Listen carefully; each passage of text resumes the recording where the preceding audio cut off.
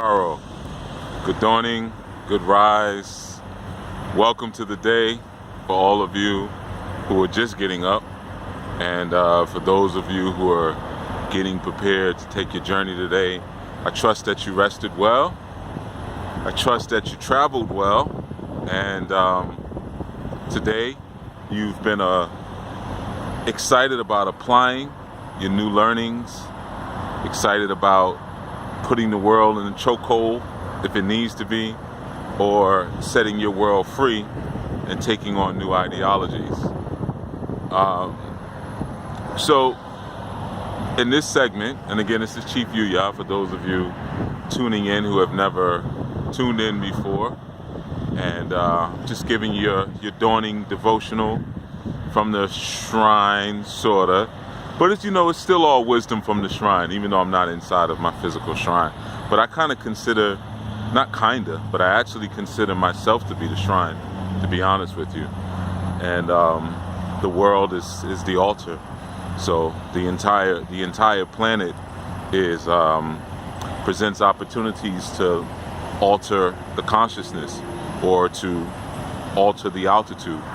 But in any event, I wanted to speak about how we view the time investment that we spend in the actual work that we do.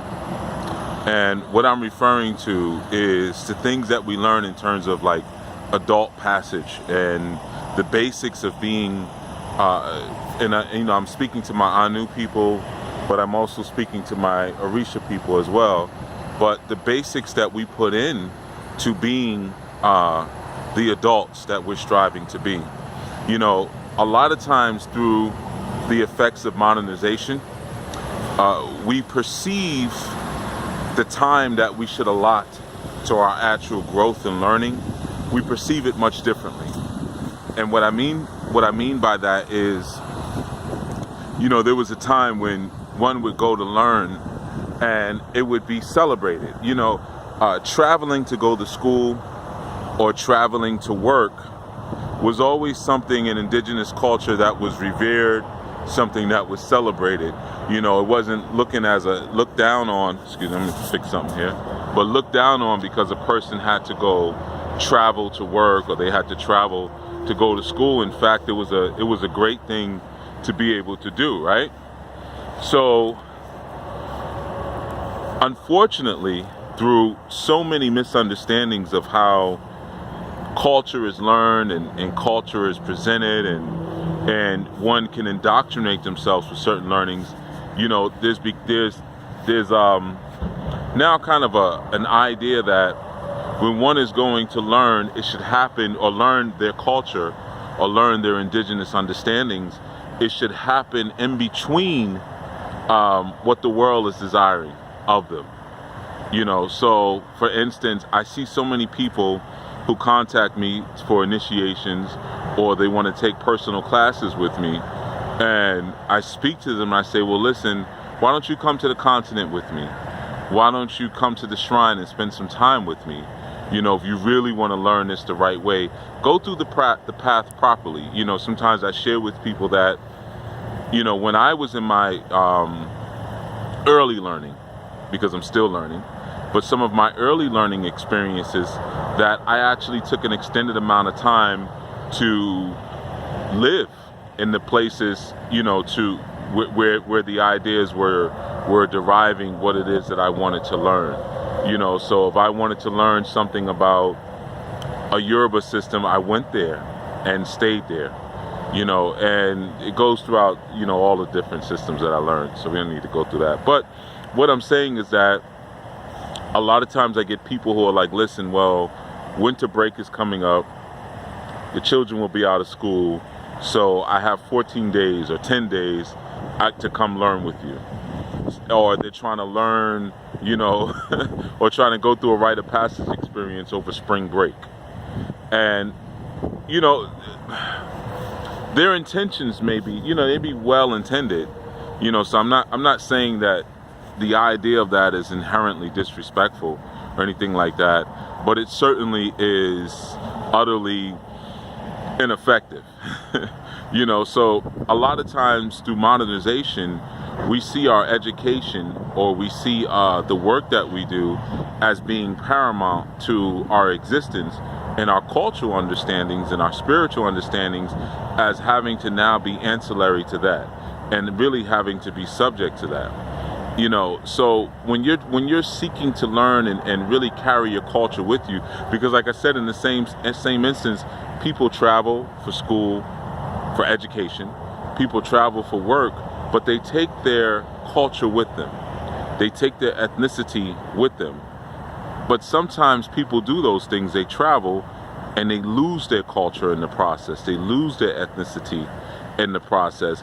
And then reclaiming and regathering those understandings, again, like I said, become a part of just something I have to do, but I'll do that on my off time. I'll do that on the strong ends. In my regular life, this is what I am, my real life. But on Sundays, I get on this men's call, or I get on the Anu women's call, and we discuss these things. But they have to make sure they time that call in between, whatever I'm doing for a deadened world, whatever I'm doing for what I consider to be my modern life. And this is my antiquated life that I'm just giving some tribute to out of the kindness of my heart. So when you really want to learn these systems and you really want to grow into these systems, in all honesty, you have to allow yourself to be enveloped by the beauty of them. That's just the truth of it. You have to allow yourself to be enveloped by the profundity of what the systems represent. And a lot of times that can't happen in the part-time. That can't happen when it's convenient for you. It may mean that you may go live somewhere for a year. You may decide, to move closer to where your instructor is. And if your instructor lives in Alabama, or lives in Nigeria, or lives in Ghana, I'm going to go live there, for a year or two to go through my initiatory rites. And adult initiatory rites are really important, because you'll find even within the conscious collectives or the culture collectives, sadly, many adult men and many adult females don't have the basics of the culture that they say that they're a part of and that they're representing. And I'm saying the basic tools, whether it be physical things, physical feats that they would be able to accomplish and achieve, or whether it be spiritual and cultural knowings. You find that most often they don't even have those things down packed, which shows that there's been no serious eldership in those traditions in their life. There's been no one really guiding them through, or if someone has attempted to guide them through, there's been no staying put by them. There's been no, I'm going to go live with my elder for a while, or go live, like I said, near my elder for a while and learn the basics of what it means to be a man in that system, or what it means to be a woman in that system, in that culture and society. So now as I travel and I go abroad and I go for other work, or I go for other education, I now have something to carry with me. I'm not totally lost in myself and what I'm supposed to be and who I'm supposed to be, because I've spent some time and I've made that core. I've made the reality of my adult rites of passage a very core thing. I haven't, made it something I'll get to when I get time to, but I understand that these things are timed for a reason. Rite of passage is just not for children. It's just not a Saturday activity that you drop your children off at, and then you go and get your shopping done and whatever, and then maybe they might have a class for the adults and you do it when you get around to it. So if you really want to gather a proper understanding as it pertains to Orisha, as it pertains to Ifa, you have to immerse yourself in the culture. You can't get around it. And like I've said it before, and I'll say it again, any system you're studying, to be a proper adherent of that system and to learn it, you have to speak the language, of the people who created the system. If you don't speak the language, then you're not really going to understand that system. If you want to learn Ifa, you have to learn Yoruba. You have to. No one's saying that you have to be so well that you can go down to the United Nations and serve as a translator, but learn at least 100 words in Yoruba. If you love the Akan system, learn 100 words in Tree. Learn 100 words in Fanti or Ewe. You know, same thing. If you call yourself a Kemetic scientist or I'm a Kemite, then learn how to read the Medu. You know, and it goes, you know, we can go on and on from system to system. Even if you say, well, hey, I want to really learn Santeria, I want to learn Kulukumi, learn Spanish. So you can understand the songs and things as they're being sung, and you can also communicate effectively with the elders of those traditions. All right, so I just wanted to really share that with you all for your dawning devotional and from the shrine to really think about the immersion that's needed into these systems, and really think about the time that you put into your study, the time you put into your work. And if you're creating an environment around you where what you do for your learning is ancillary and it's just an auxiliary activity to what you consider to be most important, you know, if you're saying, well, hey, I got some vacation time, I'm going to go through my rite of passage.